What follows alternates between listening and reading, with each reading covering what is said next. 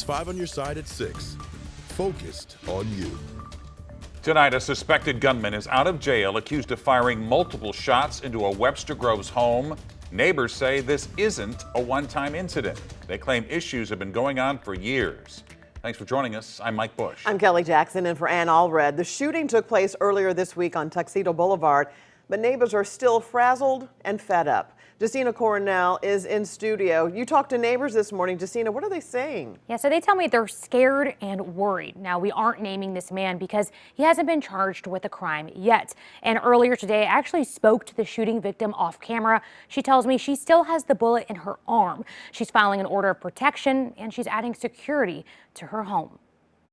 Police say Monday a gunman fired 4 shots into a home in Webster Groves. One of the bullets hit a woman in the arm.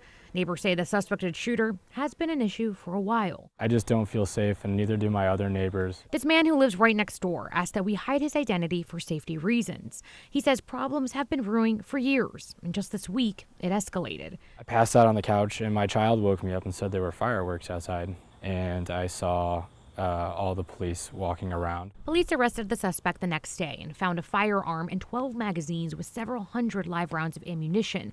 Authorities asked St. Louis County prosecutors to charge him with 5 felonies. However, the suspect was released.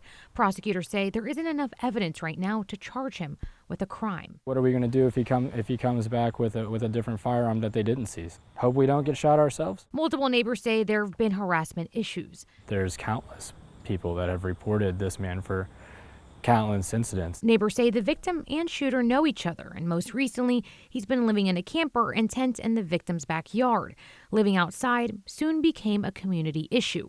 At our block party last summer, it was the discussion then as to what to do about him because he was a problem then, just odd behavior, people reporting that they thought he was doing drugs, and then we started complaining to City Hall. Even this week, a group made their voices heard at the Webster Groves City Council meeting. For now, the suspect is out of sight, but I'm told the issues aren't out of mind. Webster's a great town, but you know what? Things like this can happen anywhere. He was released without any charges and was free to go. That's really disturbing, and we, the neighborhood here, none of us feel safe. When I talked to that shooting victim, she said neighbors worry this person has mental health issues, but they want him to get the help if that's the case. Now, police say because no warrant was issued within 24 hours of the arrest, the suspect cannot legally be held. Tonight, a fallen soldier from Franklin County is being remembered. The 22-year-old died earlier this week when the military vehicle crashed in Alaska. 5 on Your Side's Travis Cummings visited the town where he grew up. It struck me. It's a little tragic. He is a hero. I mean, he was in the line of duty when he got hurt. The sudden death of a hometown hero cast gloom in a small Franklin County community Thursday. Thoughts and prayers go out for the victims and everyone that was involved. That's just very tragic. 22-year-old specialist Brian Joshua Snowden of Lonedale, Missouri, lost his life in Alaska earlier this week while serving with the United States Army.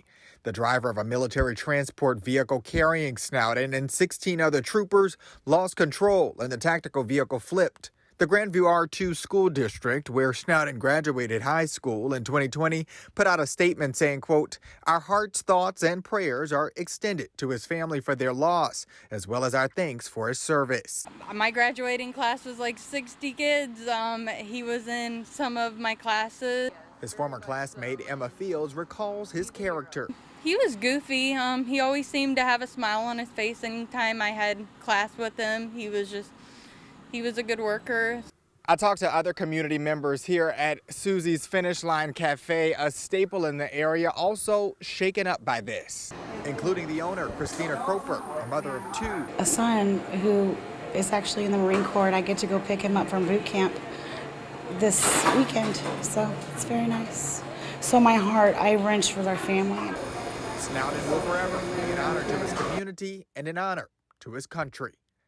I'm just so thankful for his service and for him and his family. Reporting in Franklin County, Travis Cummings, 5 on Your Side. And the Army is still looking into what led to the crash because there were deaths involved. The Army Combat Readiness Center in Alabama will also send a team to investigate. The Democratic National Committee held its annual fall meetings in downtown St. Louis today. Vice President Kamala Harris will headline the events there tomorrow. Our political editor Mark Maxwell is live downtown with more on the party's efforts to court labor unions. Mark?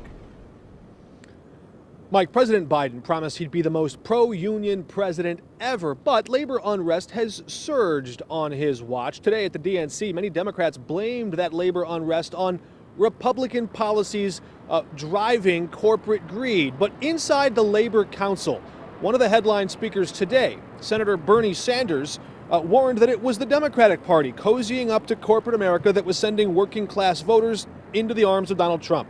Sanders told the crowd, quote, "In too many instances, the Democrat Party has turned its back on working people," and said among working class people, Trump has an enormous amount of support. Still, the labor unions themselves said there wouldn't be a Democratic Party without them, and said voters want to see politicians advance policies that benefit workers. We caught up with DNC Chairman Jamie Harrison. He said he plans to join the United Auto Workers picket line in Wentzville tomorrow. This country, the middle class in this country, is built on the backs of working people, on the backs of union members. And it's important that they understand that we have their back. Corporations is important because they bringing good jobs and all that. But at the end of the day, a corporation is only good as the people who work in it.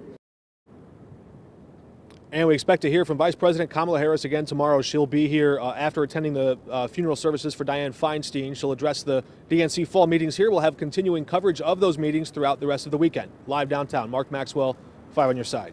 In just about an hour, 5 on Your Side will air another program in our Race, Listen, Learn, Live series, this time focusing on the rise in anti-Semitism. A majority of those attacks have targeted synagogues. Our Christine Byers found out that safety has become an essential part of practicing the Jewish faith.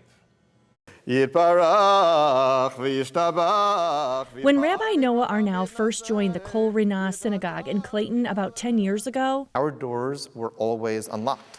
Then, in 2018, everything changed. 11 people were killed at a Pittsburgh synagogue during Shabbat morning services.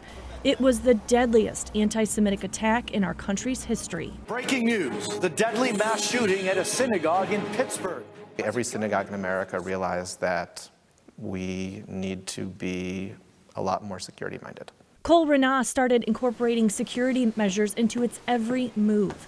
Rabbi Arnau and several members of the synagogue went through active shooter training. It's awful. And when you're done with it, you feel at least a little better. Maybe a little more scared, but also a little more prepared. Justin Sparks leads active shooter training at places of worship for Tier 1 tactical solutions.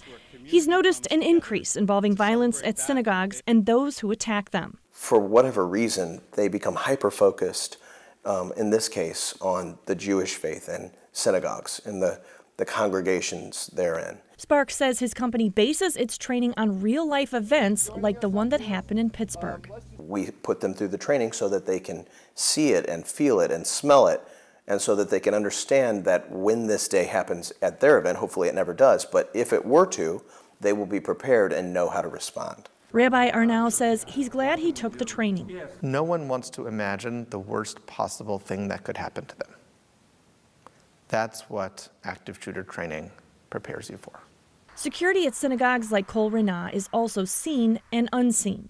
Every single thing that we do, we have to think about security, and we've gotten used to it. It's like a muscle now, which is great. It means that we are safer and more thoughtful about everything that we do. And that takes time and money.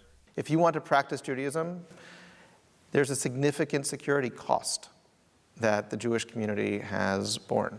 Marked Clayton police cars often sit outside during times of worship. We don't expect synagogues to have to know their local police departments, but we do. And he says they need to keep their doors locked. Our doors are always locked, and everyone is always welcome. Christine Byers, 5 on Your Side. Christine's report, just part of a 1-hour special airing tonight on 5 on Your Side. We invite you to join us at 7 for Race, Listen, Learn, Live, Fighting Anti-Semitism. It's sponsored by the St. Louis Kaplan Feldman Holocaust Museum. You can also stream it on 5+.